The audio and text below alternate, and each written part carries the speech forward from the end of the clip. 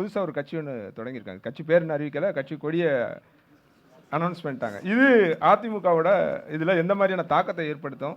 இன்னொன்று, இந்த தேர்தல் ஏன் அதிமுகவுக்கு முக்கியம் அப்படின்னு அந்த கேள்வியை கட்டமைச்சதோட பின்னணியே வந்து இது வாழ்வா சாவா தேர்தலாக அவங்களுக்கு இருக்குமா அப்படின்றதோட நோக்கம் தான். வாழ்வா சாவான்னு இயக்கத்துக்காக சொல்ல மாட்டேன். தன்னுடைய இருப்பை தக்க வைப்பதற்கான கடைசி தேர்தல் எடப்பாடிக்குன்னு சொல்லுவேன். ஏன்னா 10 தோல்விலாம் சொல்றாங்க, அதெல்லாம் இருக்கட்டும். தொடர் தோல்விகள் ஒரு தலைவருக்கு அழகல்ல. வெற்றி தோல்வி அரசியல்ல சகஜம்.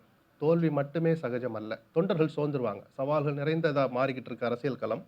கொள்கை கோட்பாடெல்லாம் பின்னாடி போயிடுச்சு. ஸோ அந்த மாதிரியான காலகட்டத்தில் கட்சியை தக்க வைக்கிறதுங்கிற போது தொடர் தோல்விகள் அதுக்கு பின்னோக்கி இழுக்க ஆரம்பிக்கும்.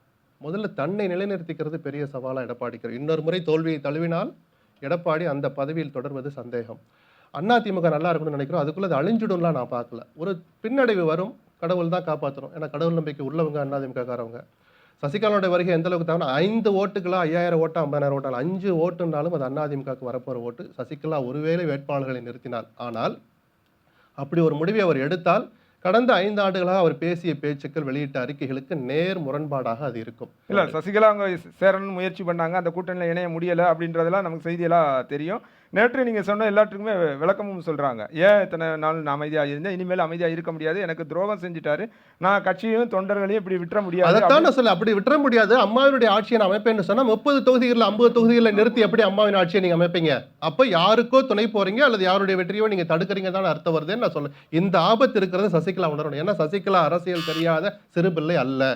திரு ரவீந்திரன் தேசாய், அதாவது இப்படி நினைக்கலாமா? சசிகலா ஒரு கட்டத்தில் ஜெயலலிதாவுக்குள்ள ஒரு உயிர் தோழிங்கிற லெவலில் இருந்தவங்க, ஜெயலலிதா அரசியலுக்கே வர வேண்டாம்லாம் சத்தியம் பண்ணி கொடுத்தவங்க, சத்தியத்தெல்லாம் துரத்திக்கு போட்டுட்டு வந்தாங்க.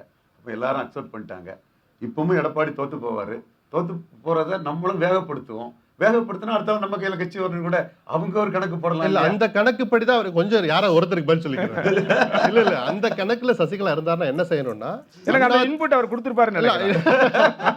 அதிமுக ஒற்றுமைக்காக அந்த இடத்துக்கு மட்டும் இன்புட் கொடுக்க மாட்டேன். இல்ல இல்ல, சசிகலாவுடைய எண்ணம் அண்ணன் சொல்ற மாதிரி இருந்தா, அதிமுக ஒற்றுமைக்காக நான் காத்திருக்கிறேன், எனக்கு அதுல நம்பிக்கை இருக்கு, என்னைக்காவது ஒரு நாள் அதிமுக இணையும் அமைதியா வீட்டுல உட்கார்ந்தாங்கன்னா தான் நாளைக்கு கட்சி உங்ககிட்ட வரும். இன்னைக்கு அந்த அதிமுக வெற்றியை பாதிக்கிற மாதிரி 30 தொகுதி 50 தொகுதி நீங்க கேண்டிடேட்டை போட்டு அந்த வெற்றியை தடுத்தீங்கன்னா எப்படி சார் உங்க கைக்கு ஒரு கட்சி? அதிமுக அவ்வளவு முட்டாளா? நிஜமாகவே நீங்க ஜெயலலிதா சொன்ன மாதிரி எனக்கு பிறகும் 100 ஆண்டுகள் இந்த இயக்கம் இருக்கும், தமிழ்நாட்டு மக்களுக்கு சேவை செய்யுங்கிறத நீங்க பக்கத்துல இருந்து கேட்டது நிஜமானால், நீங்கள் ஜெயலலிதாவை மதிப்பது நிஜமானால், குறைஞ்சபட்ச மரியாதையாவது இன்னைக்கும் அவங்க மேல வச்சிருக்கீங்கிறது நிஜமானால், அதிமுக ஒற்றுமையை பத்தி ஒரு இரவாவது சம்பந்தப்பட்ட அத்தனை பேர் உட்கார்ந்து யோசிக்கணும். அப்புறம் இறுதி முடிவை எடுங்க. நன்றி திரு எஸ். லட்சுமணன்.